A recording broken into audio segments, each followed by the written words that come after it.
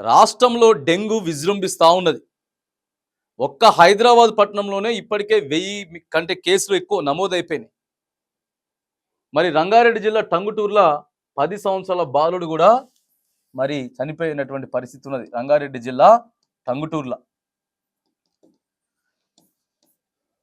జ్వరాలు వస్తూ ఉన్నాయి. ఇప్పటికే మొత్తం ప్రభావితం చేస్తూ ఉన్నాయి జ్వరాలు, ప్రధానంగా డెంగ్యూలుగా. మరి మెడికల్ క్యాంపులు నిర్వహించండి, ప్రభుత్వం తక్షణ చర్యలు తీసుకోండి అని చెప్తే మాత్రానికి నిర్లక్ష్యంగా వ్యవహరిస్తూ ఉన్నారు. సీజనల్ వ్యాధులు వస్తూ ఉన్నాయి. ఆసుపత్రులు, ప్రైవేట్ ఆసుపత్రులు, తర్వాత ఇక ప్రభుత్వ ఆసుపత్రులు అన్నీ కూడా నిండిపోతూ ఉన్నాయి. జ్వరాలు వస్తూ ఉన్నాయి. మరి దయచేసి వాటన్నిటిని సగ్గదిద్దండి. ఒక మంచిగా ఓ బాలుడు చనిపోయింది, 10 సంవత్సరాల బాలుడు చనిపోయినటువంటి పరిస్థితి ఉన్నది.